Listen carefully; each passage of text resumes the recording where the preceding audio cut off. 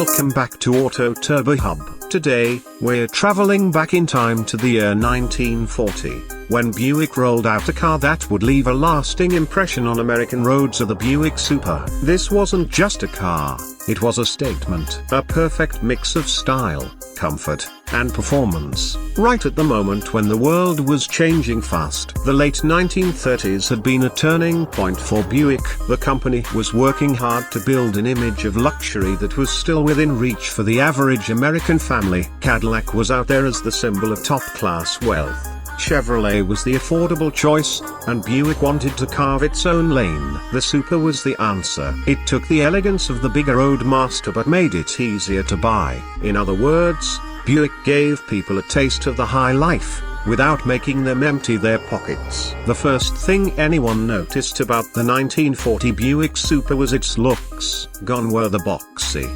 upright shapes of the 30s. In came the sleek, streamlined torpedo body design, long, low, and flowing. This car looked fast even when parked. The headlights were smoothly blended into the fenders, a modern touch that set it apart from older designs. And up front, the wide chrome waterfall grille stood bold and proud, giving the car a face that was impossible to ignore. Step inside, and the Buick Super treated you to comfort that felt closer to a living room than a vehicle. Plush seating in broadcloth or leather, a stylish dashboard dressed with chrome accents, and big easy-to-read gauges. Buick made sure everything inside was not only functional, but beautiful too. Even the steering wheel and window cranks felt designed with care. Driving wasn't just about getting somewhere, it was about enjoying the ride. Under the hood, the Super had the power to back up its looks. It carried Buick's legendary straight-eight engine, known as the Fireball 8.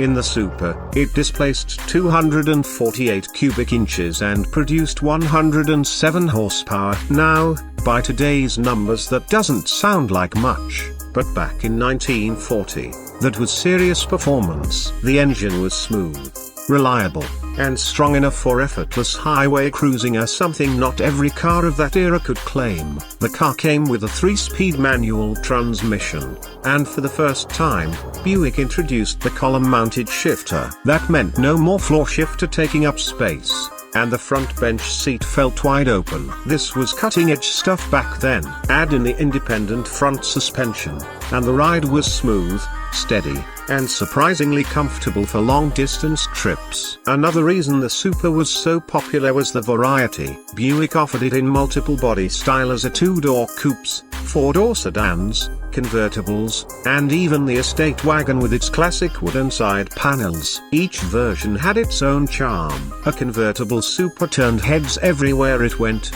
while the sedan was perfect for families who wanted a car that was both practical and stylish. Now let's talk about timing. The year was 1940, and the world was standing on the edge of World War II. The United States hadn't yet entered the war, but people could feel change in the air. Still, car sales were strong, and Buick had one of its best years ever. In fact, 1940 pushed Buick up to 4th place in national sales. And the Super was a huge reason why. It gave people what they wanted: the feel of a big luxury car, without the high price tag. Buick's marketing played a big role too. Advertisements showed off the Super's sweeping lines, its powerful Fireball engine, and its roomy, comfortable interior. The slogan was simple: it gave you the big car feel without the big car price, and buyers loved that idea. Fast forward to today, and the 1940 Buick Super has become a true classic. Collectors treasure it for its looks, its engineering, and its place in history. You'll see them at vintage car shows,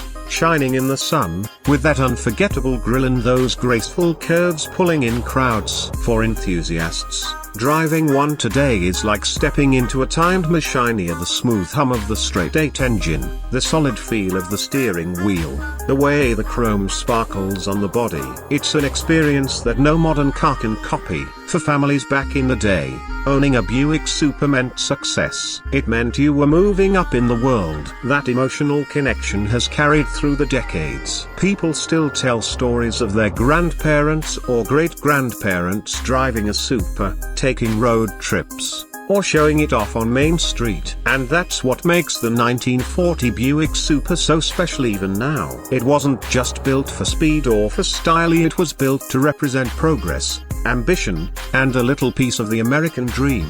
For collectors, it's the perfect mix of pre-war elegance and just enough modern engineering to still be enjoyable to drive. Buick's identity as the luxury for the people brand was cemented by cars like the Super. While Cadillac was the flashy top dog, Buick was for the successful family that wanted comfort, prestige, and dependability all in one. That balance is exactly what made the Super such a hit. More than 80 years later, the 1940 Buick Super is still telling its story. It represents a time when design was about beauty as much as function, when engines were built to last, and when driving was something to be savored. This wasn't just another car rolling off the linear, it was Buick's promise to America. A promise of modern style, smooth performance, and luxury made accessible. And when you see one today, whether parked at a car show or gliding down the road, you don't just see an old Buick, you see a piece of living history.